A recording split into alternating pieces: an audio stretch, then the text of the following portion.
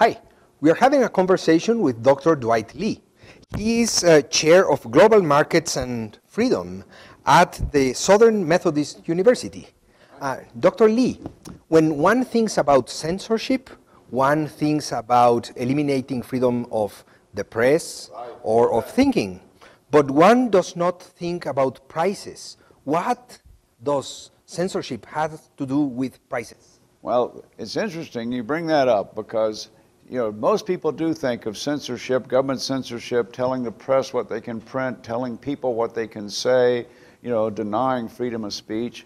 But the most effective way we communicate, people communicate with each other, and not just with the people they're talking to or they're reading their material, but around the world, is through prices. And governments, when they restrict markets, either by putting up tariffs, by regulating businesses in ways that prevent businesses from responding to consumers, by price controls, you name it. There's a whole host of ways. Central planning is a form of censorship because they prevent markets from working. And they substitute political information for the information that's communicated through markets. And those market prices are amazingly effective at transmitting information. Let me give you an example. Let's assume the people in Iceland want to eat more bananas. Well, they have to communicate somehow to millions, hundreds of millions around the world that they want to eat more bananas and they want to eat them right now. And that means that other people around the world have to eat fewer bananas, right? Because they can't grow more bananas just immediately. So how do they do that? Well, a lot of people think, well, we got all this information technology. This is the information age. That means iPods, and that means cell phones, and that means emails, and that means all this stuff that allows us to communicate. Well, prices are much better than those things. This is not the information age, a new thing. We've had the information age ever since they started trading with each other. If those people in Iceland wanted to communicate to banana eaters around the world, you think they're going to call them on their cell phones, their iPhones? There's too many people. They'd be calling people that don't even eat bananas. Wrong number. You don't eat bananas. I don't want to talk to you. I want to talk to somebody that eats bananas. That wouldn't work at all. What they do is they buy more bananas. They bid the price of bananas up. And that price goes all around the world, and people all around the world see that higher price, and that tells them to eat fewer bananas. And they do it. It not only tells them they should eat fewer bananas, it motivates them to do it. And as a result, people in Iceland get more bananas.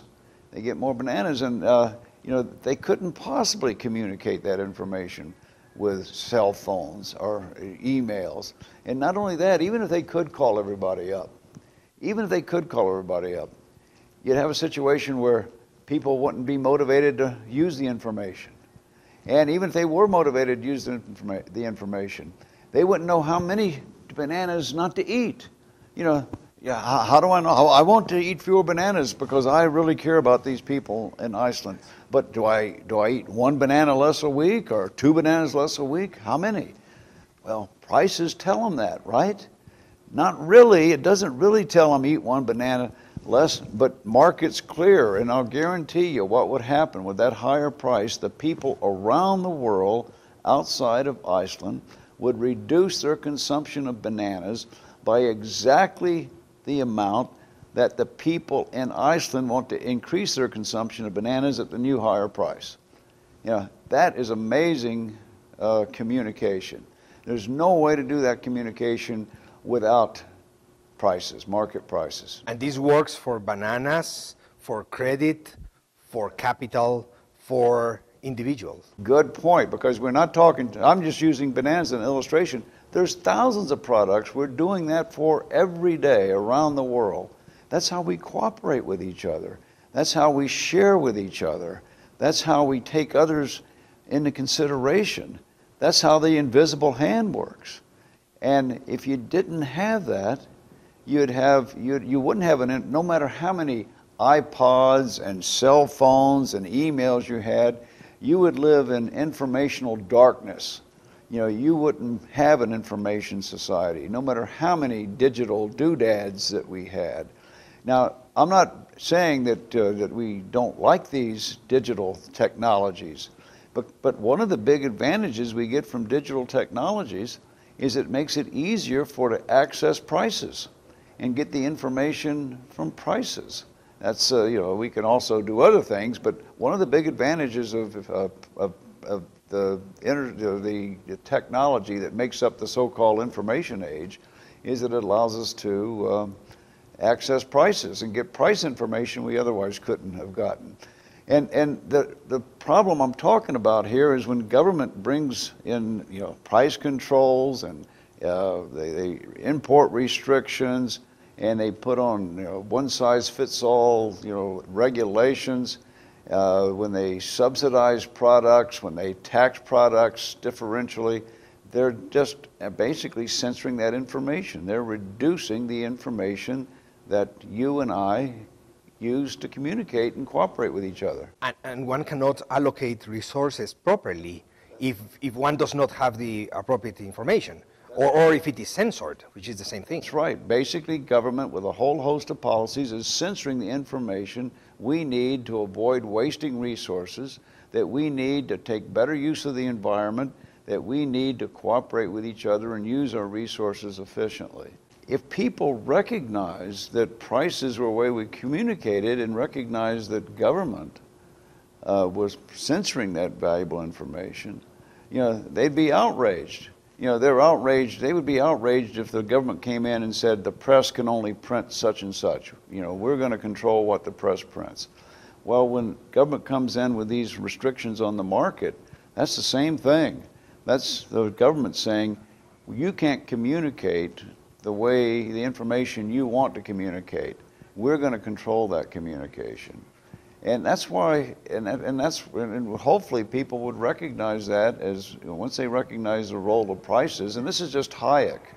Hayek made this argument in his 1945 article on the use of knowledge in society. If people recognize that prices were ways of communicating and recognize that as censorship, there might be more public outcry at some of these policies that government engages in that destroys information and prevents us from communicating information.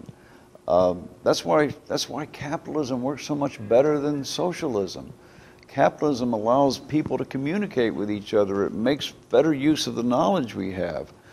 Socialism substitutes the knowledge that you and I have about our everyday situation and our preferences and what we can do to help others and what others can do to help us. It substitutes that information for the information, the very limited information of a few bureaucrats, a few politicians. And so what you're doing is you're systematically destroying information and substituting a limited amount of information for a world of information. And no wonder capitalism works so much better than socialism. Well, thank you, Dr. Lee, for sharing these ideas with us, and thank you very much.